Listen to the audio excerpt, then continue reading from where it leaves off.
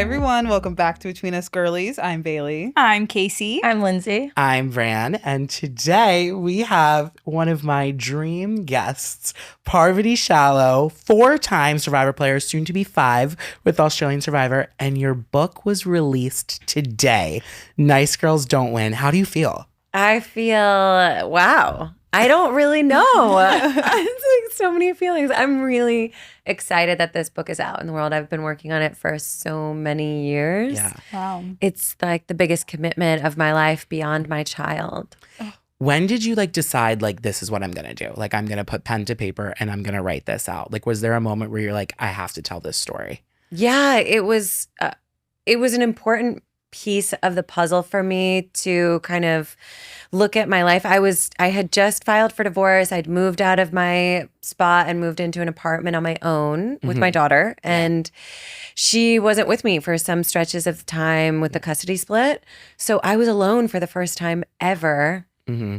And I was like, how did I get here? Yeah. And I think of myself as a pretty smart person, and I couldn't compute how I'd landed in that place. I was so far off from the vision that I had for my life. So I was like, you know what I'm going to do? I'm going to write a book. I'd always wanted to write a book. Yeah. Always. I'm a writer. I was like a journaler when I was a kid. I had Dear Diaries.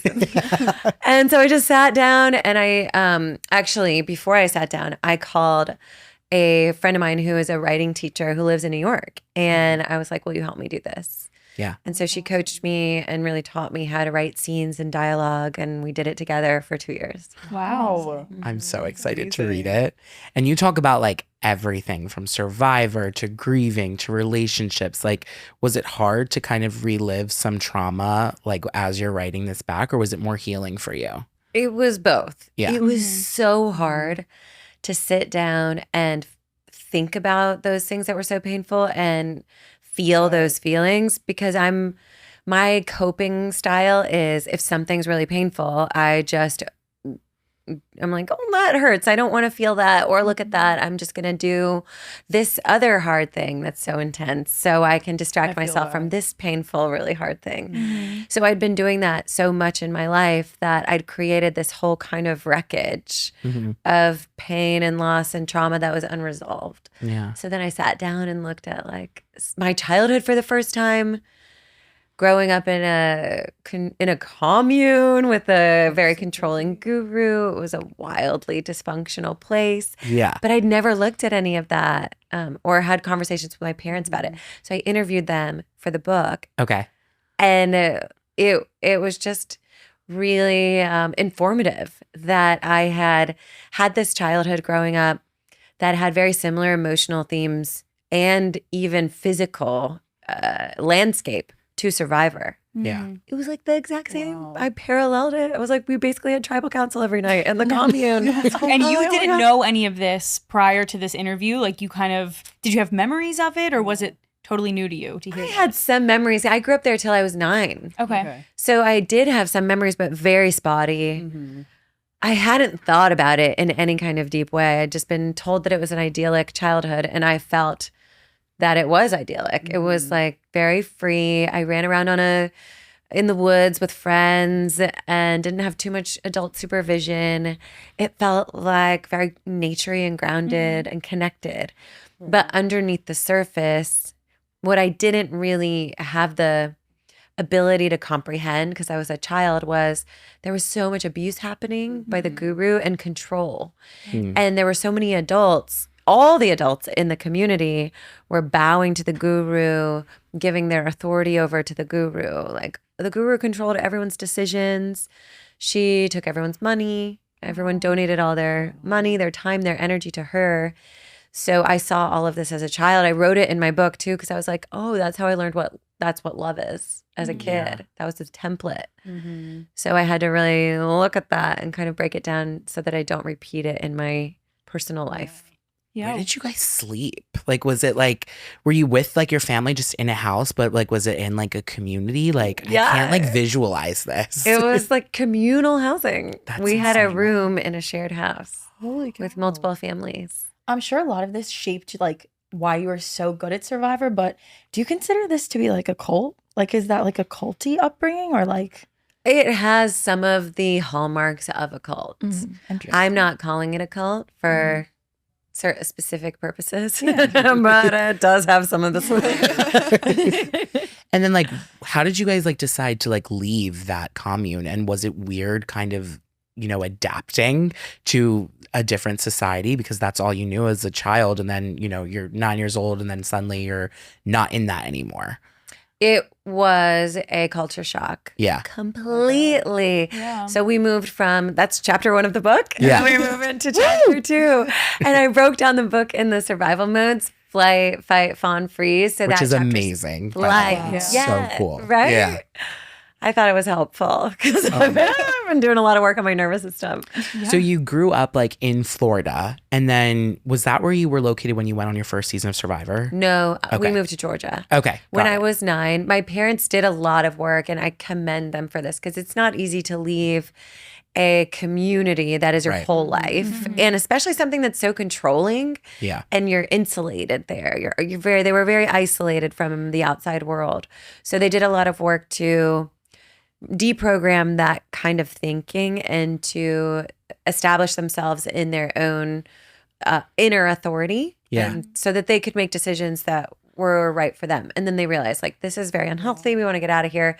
So they bounced with me and my sister when I was 9. We moved to Georgia, and they really built a life from scratch. Wow. So it was they were my first experience and first teachers of this is how to survive. This Yeah. is anytime you get stuck in something that's not healthy, you can get out of it. You can start over. Yeah. What an amazing message, just Yeah. like in life, but also for you to pass into your book. Like, was that a huge driving force for you to kind of teach other people these things when writing this book? Or did you really just want to tell your story and kind of see where it landed? It's a service project. Mm-hmm. I'm a life coach. I'm like a Virgo. Yeah. I can't help it. I give a lot of advice to people, whether they want it or not. I'm like, read this book, it's medicine. No. What, like, when you're writing this, what is something that you're really excited for people to read, and what's something you're like a little bit nervous? Like, is there a certain chapter that you're like, oh, it's gonna turn some heads? There are multiple chapters that are going to turn heads. I wrote some provocative stories in there, and not to sensationalize anything, but my life is pretty intense at times. So some of the stories, I mean, the survivor stories everyone's aware of, I Right. think, for the most part. But what a reader is going to hear for the first time is my feelings and my personal experience of going through the things that you saw on screen. Yeah. So there's that stuff. And then I went through a really difficult divorce. Yeah. And I lost my brother to an overdose all around kind of the same time. Yeah. And that was super hard and painful. But I wrote about it because when I was going through that stuff, the things that helped me was hearing other people's stories of going through divorce and how they came to the decision to do it. Yeah. And then how they got through it to the other side. And then grief. Like, I read a lot of grief memoirs when I was dealing with the grief of the loss of my brother. And it was just supportive. So I just wanted to include those stories so that other people could find their way through that experience. Because it's something that every single person has been touched by grief. Mhm. And a lot of people have been touched by addiction. Yeah. So I included those. And then also, I came out in a queer relationship. And so there's a nice little sex scene in there. Oh. It's pretty spicy. What is the biggest difference you think between dating women and dating men?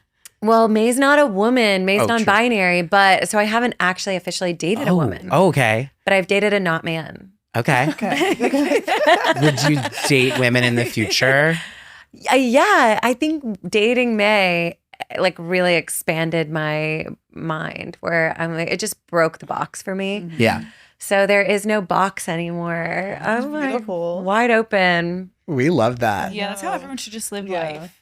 Yeah. Open. You don't have to constrain yourself if you want to, if you feel comfortable finding your place. But I feel like I always find more comfort in just being like, I don't know, it's fluid. Who knows what I am, what I'm doing, anything like that. Right. And it's more fun like that. There's so many rules that I was adhering to without even knowing being in a heterosexual dynamic.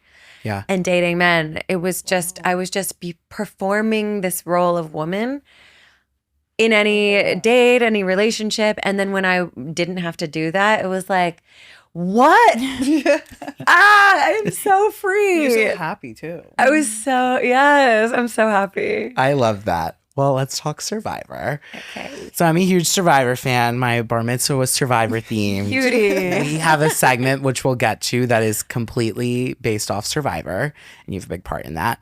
But your first Survivor season, Cook Island, season 13, quite a controversial season. Certainly. How old were you when that? Were you 24 when that was filmed? 22. 22. Oh, gosh. And did I read somewhere? Did you apply for a different show and then they cast you for Survivor? Was it Amazing Race? I wrote the story in my book.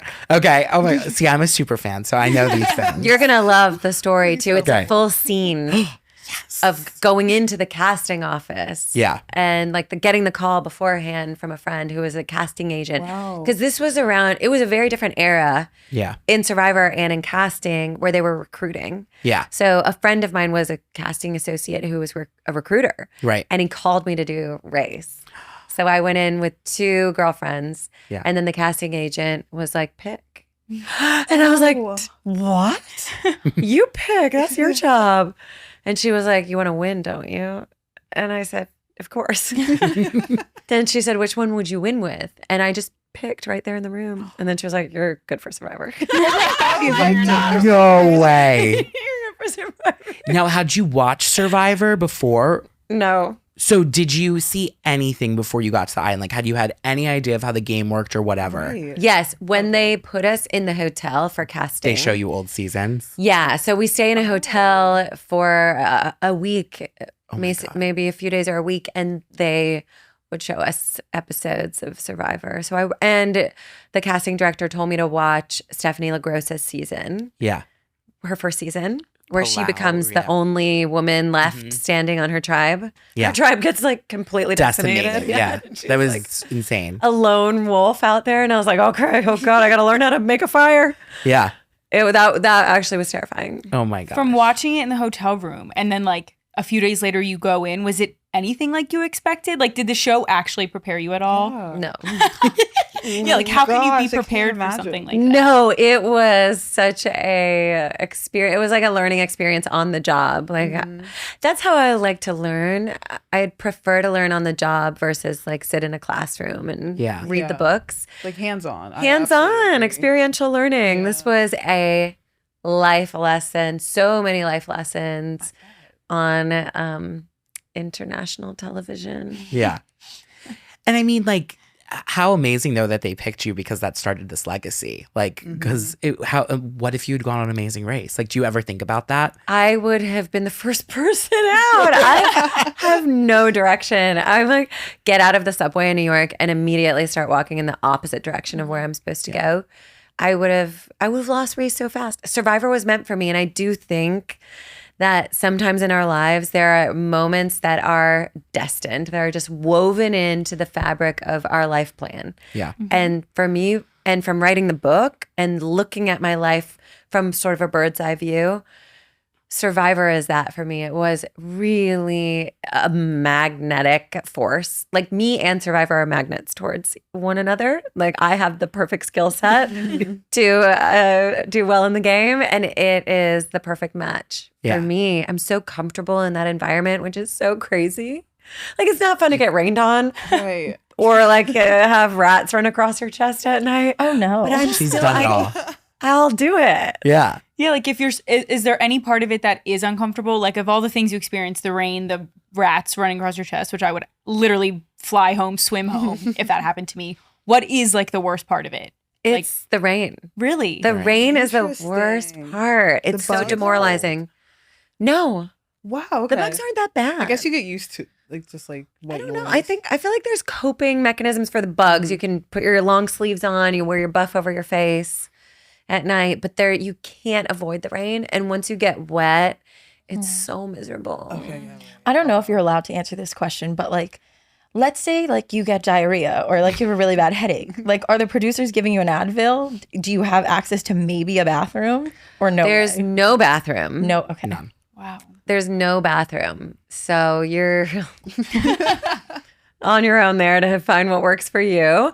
And I will say that coconuts are a natural laxative, and that's the only food out there. Sometimes there's rice. On Australian Survivor, we had rice. And they And don't I give think you Winners at War, we Advil. had a little rice. But No like, medicine, right? If you have well, a they headache. do have medics Yeah. on hand. So if someone has some kind of issue, they can talk to the medic. And I remember on Cook Islands, this is such a weird memory, but I get really bad headaches, and Jenny had a really bad headache, and the one cowboy, I think was his name, he like did something to her head, like it was very like chiropractory. Yeah. And she was like, my headache's gone, and I literally will always remember that scene from that season because I as a kid was like, do I have to like touch my face and like pressure my sinuses to get rid of them? I remember that. Do you remember I feel that? like he pulled some kind of demon out of her forehead. It was very A interesting. red mark on her face for days after. Yeah. She's like, my headache's gone, but she's got this like red mark. So a few years later, you come back for Micronesia, the season you end up winning, which was epic. And I remember as a little kid, because I was like your biggest fan, I had so much anxiety the first episode because they immediately went after you out the gate. You had freaking Jonathan Penner being like, we got to get rid of Parvati immediately. But you went all the way to the end and you won. I don't know if you're allowed to like pick your favorite season, but was that like your favorite one that you were on if you could pick? Or is it like picking a child? Like you can't choose a favorite. Oh, yeah, it's really hard. I loved Micronesia because of the women. Yeah. And You guys they were so Yeah. cool. yeah. It is so hard and rare to find one ally Yeah. who you can trust and work with in these games. Mm-hmm. And I had 4, Yeah. like That's Alexis, amazing. Natalie, Amanda, Sari. I mean, they were Sari. incredible. And I felt like the stars aligned, and it was just like so magical Yeah. playing with them. That was my favorite part of that season. Yeah. And it made it a blast. It was really stressful and hard because I was playing such a psychologically cutthroat Yeah. game, and I was on strategic alert, Right. like high alert the entire time. Do you think you play better when like your back is sort of against the wall and like you kind of know that people are after you and it like kind of you have to be a little more scrappy versus if you're like in a sense of wait, I feel like I'm okay, and that I feel like that's when people get blindsided because they have this like false sense of safety. I have never had an was gonna experience of not having my back against the wall. I don't know. Yeah. I definitely think you do better. Like, but I think that's like the good situations because it like forces you to really get like down and dirty and like figure it out. It makes me play a very risk forward game. Yeah. Mm-hmm. When the pressure is on and I'm like, all right, I gotta throw some Hail Marys and pray that this works. Yeah. And it freaking works. Yeah. Crazy, my head explodes. Like, it's amazing Yeah. that the things that I do in these games pay off. Yeah.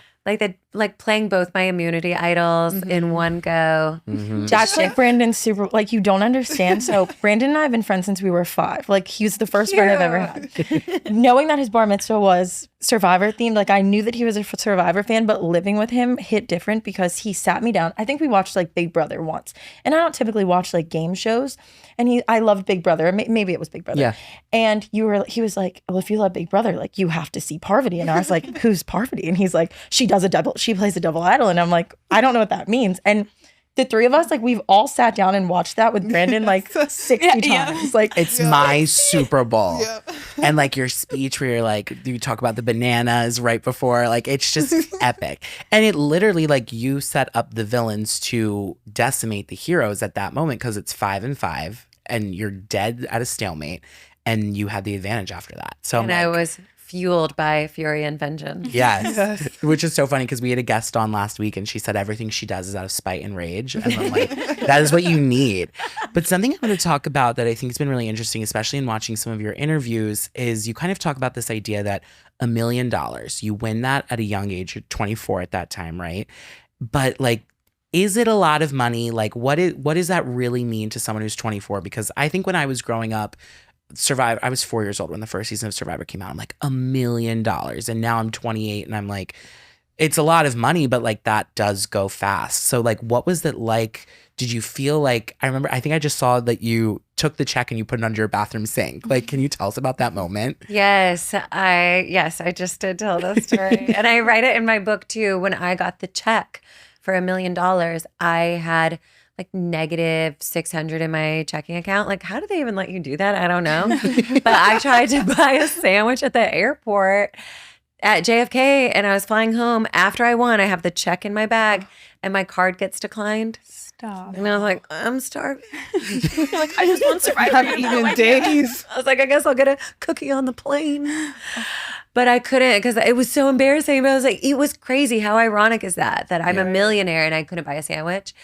And I realized when I got home, I had the check, but I had also booked this gig, which was so fun. I was on Into the Blue too. Shark movie, right? Yeah, very Oh my special gosh. movie. And they flew us to Hawaii, Amanda and I, So cool. separately. I did not know this, by the way. Oh my God. Well, I'm sure you can find the clip on YouTube. There's a volleyball scene on Into the Blue too. So I was like, oh, well, I just got to go do my movie debut. So I don't have time to go deposit this check. And I was like, I don't know what to do with it. It's like $1 million Right. check that's real. Mm-hmm. And like, I didn't print this out myself.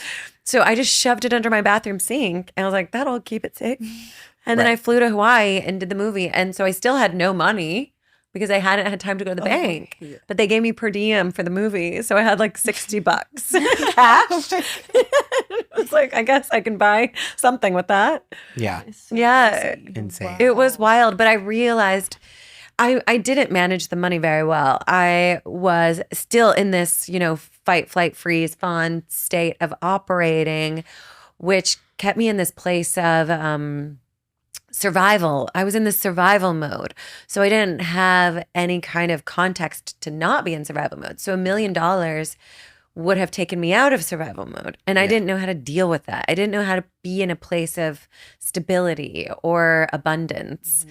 So I was like, and everyone was hating. Like, I was just getting so much backlash from the press and from people who'd watched Survivor. I was being slut shamed. I write about this in the book. It was like the Perez Hilton era Yeah. of like, he was just slut shaming all the celebs, and everyone was just like, oh, that's normalizing all of that. And so I was just like, I didn't know how to ground myself in that time. And so I invested all my money and I started a wellness center with a girlfriend of mine. And I put all of my money in there. We remodeled the space. It was Pilates, yoga, massage. It was so many things. I did my yoga teacher training. I was like, I'm going to prove to the world that I am something more than a vapid horror reality fame chaser. Yeah. And it was out of this place. Like, I built the center out of this place of lack, out of feeling not good enough, out of trying to prove myself, to change other people's opinions of me. And the money just went into a black hole. And so I finally got out of that. I sold it, but I'd lost quite a bit of money in that experience, and I got out of it. And then I just had to rebuild again. So I do tell these stories in the book because I think it's helpful for people to hear Yeah. like what money mindsets, because it's something that people don't really talk about very often. And I've had this sense that a lot of people think, oh, I won $1 million at 25, I'm set for life. Yeah. And that wasn't the case. I've had to start over and rebuild many times in my life, and it's possible. Yeah. It's so interesting. Like now, because now you've done TV where there's social media too, but we're also more progressive as a society.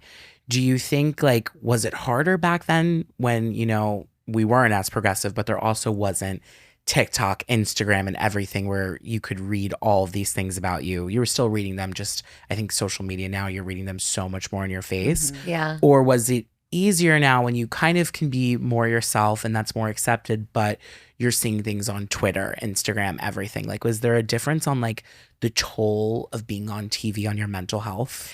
Yes, I think at a young age, because I didn't have a very strong sense of self established, Yeah. it was really hard to hear those kinds of critiques and not take them personally. Yeah. So I feel for the young people that are going on, in their 20s, going on Love Island and doing all these shows and getting the immediate backlash from social media, because at least I have had time, and I've processed a lot of stuff. I've done a lot of therapy. I've like worked on myself. I'm in a good place. I'm grounded. I have a good sense of self now. Yeah. And I have more acceptance of who I am. Mm-hmm. And I trust myself. So I'm like, I can be me, and you can have whatever opinion you have of me, and that's fine. But I will say, like, so it really affected me, I think, because of my age and because I didn't have that stability internally. But now that like the tides have changed and social media is unavoidable. It's how I work. It's how I promote my work. I'm constantly on Instagram promoting my work. So I can't not engage with it. Yeah.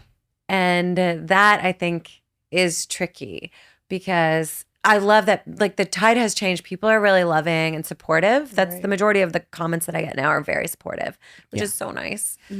And I know that people change quickly. So I'm like, oh, I'm not getting attached. But it is it's like hard to set a boundary around it. When in the past, before social media was such a big deal, I could just like not pick up the Us Weekly. Yeah. Or not look on the website. It was kind of like out of sight, out of mind. Yeah. It needed it to be. Did you notice a difference being on the Traders versus Survivor with like social media? Because I feel like Traders are with like so many other reality TV stars, and you like clumped in, and you're also a trader. Yeah. So I wasn't sure if you saw a difference in that. Yeah, and Traders did a good job. Peacock has a really good PR team. They did a good job with promoting and marketing and getting us out there.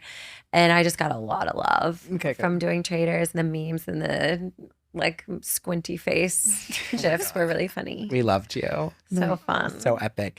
Closing out your like Survivor chapter.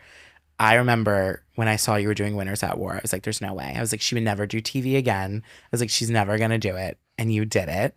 And do you think that like kind of opened up the gates for now? You've done the Traders, you're doing Australian Survivor, you're, you know, like, are you happy that you did that? And was it an epic experience? Because there's also the edge of extinction, which like we'll get into that. But like, will we? Do we have to?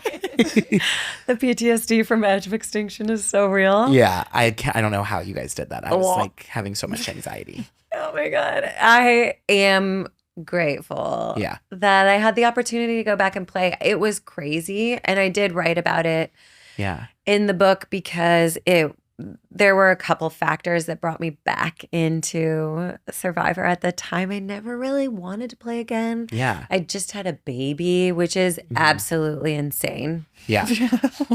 and I was like, who am I? What's my body?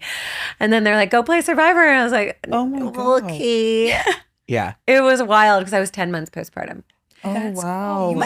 Are you like the only person in Survivor history to do something like that? That's incredible. 10 months probably. Yeah. Yeah. Yeah, but Shawnee, who just played Australian Survivor, had a baby when we went out and played. And I think he was a year. Women are incredible. Gosh, you guys women are can do insane. anything. Yeah, and she was like, she stopped breastfeeding to go play. And that was really hard for her, a hard decision to make. I stopped breastfeeding to go play. Yeah.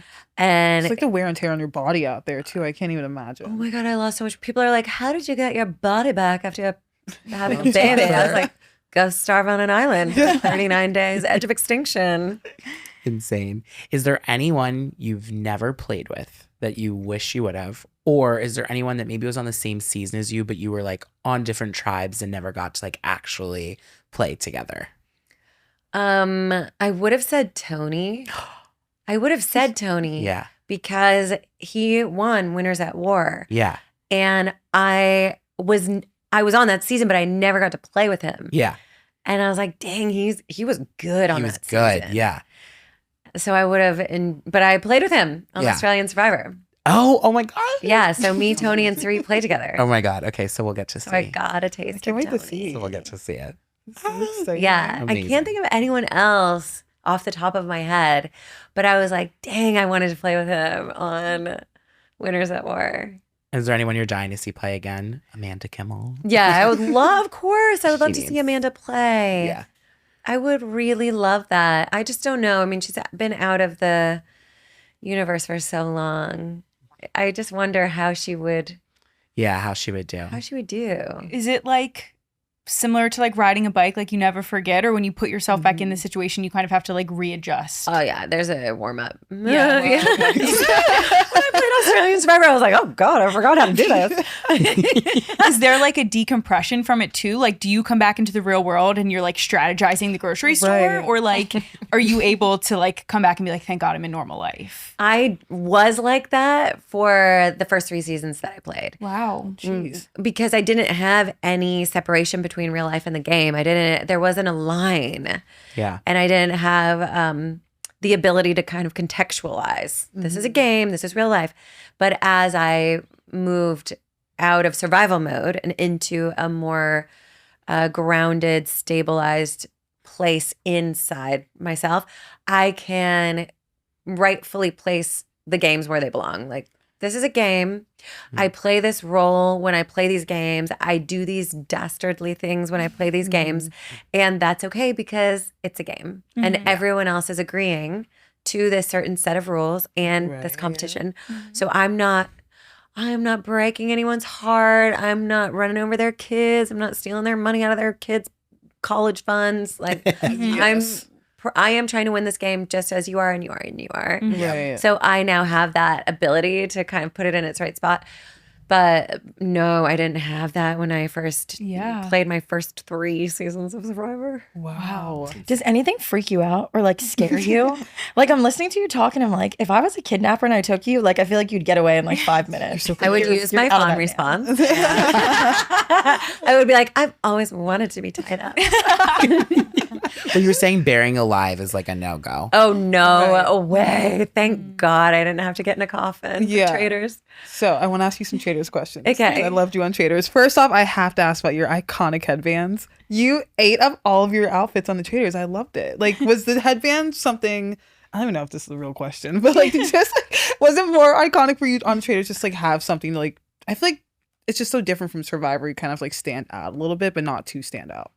It was so fun to prep the wardrobe for Traders. 'Cause I hired a stylist. I would do the same thing. Oh, Like, you have to look wow. fabulous. I feel Yeah, like. yeah, you guys were eating. Yeah. Like, It's like a fashion show. I understood the assignment. I'm like, Alan Cumming is going to bring it. I'm living in a castle. Okay, I'm going to have to show up. So I hired a stylist, and it was an insane amount of clothes that we had to prepare too. And I was like, who would I want to be if I was playing this game as a character? And I love Blair Waldorf from Gossip Girl. Wow. So she was my inspiration in every way, lovely holistic cat. inspiration. Like, I was like, personality, style, the whole thing with my Wow. squinty, pouty face. Yeah. I love that so much. Yeah, you did And an you amazing job. crushed it. Thank you. And I have a question. So obviously that's a way to prep. And going back to what you were saying about like taking game versus real life, I feel like Traders, that's such a different game. You're also proving to people just that you're not a liar. Is that a different way of playing a game too? I mean, completely different than Survivor? Yeah, it's a completely different game. Yeah. It's so hard because I was constantly under attack and couldn't escape. Yeah. Survivor, if I'm feeling stressed or under attack, there's so much space. So I can leave and go jump in the ocean and kind of regulate myself and reset. But with Traders, it was one room after another of people accusing me.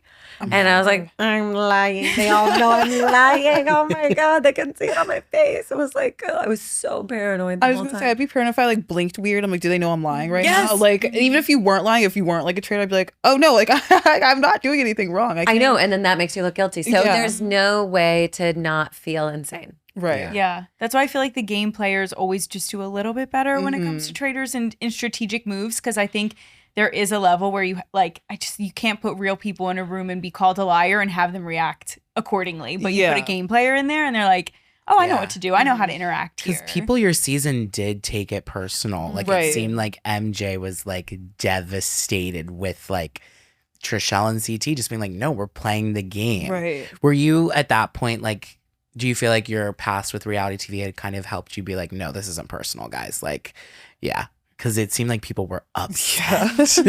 Yeah, but that reunion was tense. Oh, I forgot yeah, about- MJ was really pissed. Phaedra too. Yeah. Phaedra was Yeah. pissed at Dan. Yeah. they've never had the experience of, stepping into that kind of game, play, arena and have it be not personal. I think Housewives, it is always It's always personal. personal. Yeah, like everything Right. their job is to take things personally. So they were doing their job. You know? I like forget the thread of what I was gonna say now. Was there like a moment where you were like regretful of being a traitor, or did you go in and you wanted to be a traitor? Like, how do you think you would have done as a faithful? I think I would have been a good faithful because I would have felt more free. Okay. I would have felt more able to express myself in a regular way and connect with people. I'm really good at connecting with people when I'm authentic, when I'm like truthful to what's happening inside. But if I am holding a secret, I'm like, everybody knows I'm lying. I just always assume people know I'm lying. So I'm like, I just act weird. I can't help it. I don't know. There's something on Survivor that gives me like a little bit of like little, I don't know. There's something about lying on Survivor that's easier for me. Yeah. Because it feels different. It feels more like it's not an overt lie. It's more like a subtle, like, I'm with you. Like a mission. But like I could actually be with you. So things could change and we could be together. It's more fluid. Do you think that working with, like, going back to the different personalities of a game player versus a housewife, like you and Phaedra were traitors. Was that weird working together coming from such different, I guess, reality backgrounds? Like, did you have any moments where you two clashed where she was more like drama and you're like, no, we have to play the game like this? We had those moments in the turret. Well, it was one moment, really. The moment when I came after the housewives at a round table, she was pissed. Yeah. And I was shocked because I was like, what do you mean you're upset? I have to, of course, obviously play and say something so people don't think I'm a traitor. And she's like, don't come after the housewives. Sure, we'll go. Yeah. That was Just fun. go. Parvati. I was like, okay. I mean, and to her credit, she was able to drop it. Like when we were in the turret and I was like, look, I like you. Are we going to be on the same page? Are we on the same team? Like she got it out of her system. She yelled at me. She felt better and cleared the air. And I was like, okay, good. You did what you had to do. Like I did what I had to do. And I think we both are like able to do this together if you want to be on the same team. I got your back. And then she was, the thing that I think was really surprising to me about Phaedra was she was really loyal. And I did not expect that from her. Yeah. And I didn't expect it from a housewife. I just thought like they would play for themselves, but she was loyal. And as soon as I realized that about her, I was like, I trust her. Like, I don't think she's going to throw me under the bus. And even at the very end where it was us going against each other at the round table, you can see we don't really go against each other. We're both like, I don't want to. Is there like, what is that feeling when like you're just seeing your name being flipped and like you're tallying it up? You're like, ooh, because like you also have to go up there at the end and be like, so like I lied for the past however many weeks. Like, is it a good feeling or like kind of a bad feeling? Like, ooh, I'm relieved I don't have to lie to you guys anymore. I wrote this scene in the back, so you're gonna get to read it. Okay. It was like kind of bittersweet because I didn't want to be out of the game. Right. And it was a relief to be able to tell the truth. Yeah. It's so freeing to just tell the truth. It's shockingly liberating. I'm sure. And I really enjoy feeling free. Yeah. So it was great to just be able to drop that and be like, you guys got me. Yeah. Congrats, Like you were Peter. right. Yeah, way to go.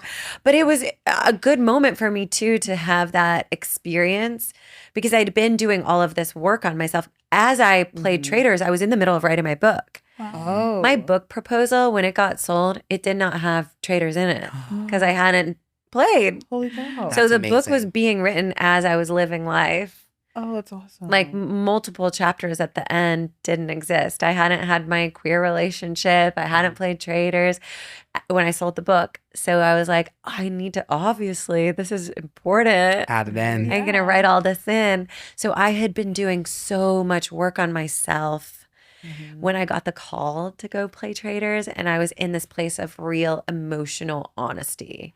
Like that was my practice because I had played Survivor so many times. I was so practiced in avoiding my feelings and like not really even understanding what my feelings meant or what they were trying to tell me. So I was doing a lot of somatic work, like embodied therapy to understand what I was feeling and what direction my feelings were pointing me in. So I could live a life that was more honest to myself. I was like, okay.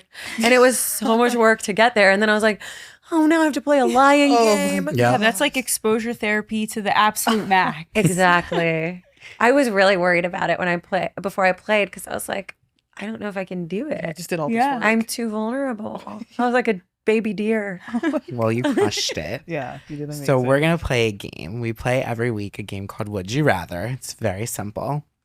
So, would you rather play in a future season of the Traders All-Stars with people from different Traders US seasons, or play in the very final season of Survivor USA? It's called like Survivor Legends, and it's all legendary players. I will never play Survivor again. Are you going on the record and you're saying that? Yes. And you mean it? Heard it here. I just got goosebumps. Yeah, wait, why am I like about to I cry? know, this is very Even if emotional. Jeff is saying, Parv, this is the very last season, there will never be a season of the show again, you're saying no? There is nothing Jeff can say or do, no amount of money he can pay me to play that game again. Oh my God. Okay. But Trader All-Stars is But that Traders on the table? All-Stars is on the table. Yeah, I would do it. Would you go on Naked and Afraid? Never. Okay. Because you have the survival skills. Okay, I said that. Would you Also do no Big amount of Brother? No. No. Have you watched Big Brother? I too cannot handle Big Brother. It's like trapped in a coffin for me. I can't do it. Would you ever do a dating show? No. Okay. Okay. Good to know. Okay. This is a dicey one. If you were to play Survivor, again, we know you're not, but if you were on the show, would you rather be voted off pre-merge with an idol in your pocket, or make it all the way to the final four? You're the lead contender to win, but then you lose the fire making challenge. I would rather lose the fire making challenge, because Okay. it's a skill I just simply do not have. So fair. You never want to go out with an idol in your pocket. That's Yeah. embarrassing. Yeah, it is. That's like always my biggest fear. Not that I would ever play, but if I did play, I would be so scared that I would go out with an idol in my pocket. Just play it. Just play it. Just play it. It's fine. Even if you don't need to play it, just play it wrong. Don't go out with an idol in your pocket. Yeah. If you have a little sneaking suspicion it could be you, just get it out of there.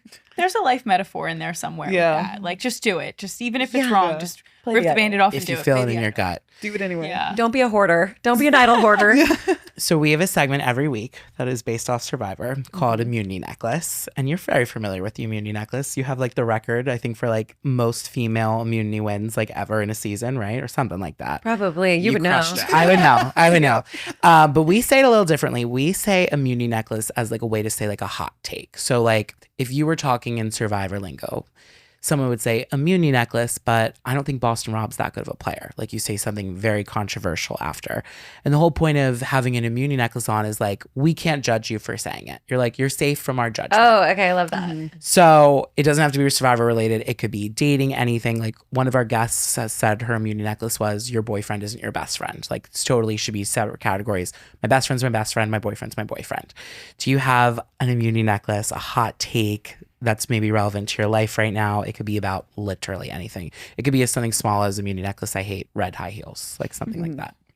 You can think on it for a second if you need to. Okay. Yeah, because I don't know. We should have prepped you. I feel like is Yeah. there anything in your book maybe, or maybe a process of like writing the book that maybe inspired something? Oh my God, there's probably so much in my book, but my brain's like not making any connections. Do you guys have any ideas? Like Any hot takes? I would say one that this is just so like irrelevant. I hate going out with people that aren't on the same page as me about what we're doing. Oh, okay. So like this week we were like out and these two girls were just trying not to have a good time. And I was like, so go into your room. Like we're having a pregame in the kitchen. If you're going to just sit there and be miserable and your bed is downstairs, just go lay down. Like go, if I'm feeling antisocial, I will retreat. Yes. I will retreat. I won't put my bad mood on everyone else. We've talked about this before. Self-isolated. Yes. So in that situation, I was like, am I like a bitch for like thinking that these girls should like go like not be here right now? Like we're all listening to music, we're having fun, we're drinking, and like they very much so are reading that they don't want to be here and they don't have to be here. Yeah, right. So like, are they just here because of FOMO? So Right. that was my immunity necklace this week. And then they're holding you hostage. They're holding us hostage. I wanted to vote them out. Next time you vote yourself off the island, that's what you do when you're in that situation. Okay, I have one. I have one. Thank you. Yes. Immunity necklace. But I think Michelin star restaurants are overrated. I like this. This is good. That's Okay. I am just like, stop with the little sprinkles of like gold flakes and caviar on your ice cream. Like, Right. I just want chocolate, cookie dough, peanut butter cup ice cream, and I want it to be big. I want like a big, giant bowl of it, not like a teaspoon that took you 20 years to formulate the recipe, that you had to source the ingredients from Okinawa. Like, I'm This sorry. is so real. I've been to 2 Michelin star restaurants now, and I went to French Laundry in Napa, which is like a 3-star Michelin restaurant. And there was a point where the service was so good that I was like, can you guys just give me a second? Like they were like waiting on us hand and foot, and it felt so overwhelming. So I kind of like this hot take because I agree. I was like, I almost wish you guys ignored us for a little bit. Like it's and the deconstructed, like if there's like 4 plates for one dish, just give me the peanut butter and jelly. Right. Like I don't need the jelly, the peanuts, and like the butter, and I have to make it myself. Do you Yeah. leave there hungry? You're starving. I knew Yeah. it. I knew it. I went to one in Mexico and I did not think it was good. I feel like they're always just trying to throw like a fish in there somewhere. And I'm like, let's just not. Yeah. Chill on the fish, let's chill on the beets. Like, I don't want a beet salad. Something gelled too. I hate a beet Yeah, salad. something that's like, something that's all Congealed. Oh, congealed. That's the word. The Like, foie gras Yeah. goat cheese Oh my souffle. God. Always. Something. No, give me a grilled cheese. I'm so happy. Just craft singles. Wrapping up, so our demographic is mostly women who listen to this, and your book is obviously about being a woman. Nice girls don't win. What is one advice you would give to a woman in their 20s, kind of feeling stuck in life, or is there any like words of inspiration that you wish you could give yourself, whether it was when you were 22 and playing your first season of Survivor, or 24 and you win $1 million? Like, is there any like advice to women you would like love to instill in somebody? Absolutely. If there is a door in front of you that you're curious about, walk through the door. Open the door, walk through it, find out what's on the other side. Don't be afraid to get messy. Your life is not supposed to be linear. You're not supposed to have it all figured out when you're in your 20s. Explore all the possibilities and don't be afraid to embarrass yourself because you probably will. And it's really okay. So just make sure that you have some good friends and some people that you can laugh with. And go down some dead ends, turn around, play in the dirt, like just get messy and definitely always walk through the door. I love oh, I that. wish you were my sister. I know. I feel Like- so like. Read the book. I know. I can't So what's next? Are we doing a book tour? Or is there like, and I think I saw an interview with Rob Sestrina that you might be working on producing a show of your own. What's coming up? Oh, actually, I really am so excited. Do you need to cast people? Because we are all I do. We will be casting. So expect a phone call. I am currently presently on a book tour. This is a stop on my tour. And yeah, it's super fun. I have that big drag show, and Yep. that's gonna be a blast. I'm selling books at a drag show. Like, how cool That's is so that? you. That's a dream. Yeah, I go to DC. I go to the Mall of America, which is like what? Ooh. There's rides in there. I know. Always wanted to go there. On my list. Well, I'll tell you how it is. And then I'm back in LA at the Grove for the final sort of official stop on the book tour. Okay. And I've created and developed a show with my friend Amy Bean, who we co-host Your podcast. our Yeah. podcast, Nice Girls Don't Win. And the show is so campy and fun. It's a horror reality competition show. What? Whoa. Insane. It is really good. It's a never before done concept. Oh yes. And I'm super pumped about it. We're pitching it. We've had a few pitches already. We've got a few more when I get back. And then I'm also working on something with another network that we are pitching in July. So something's going to pop and it's going to be great.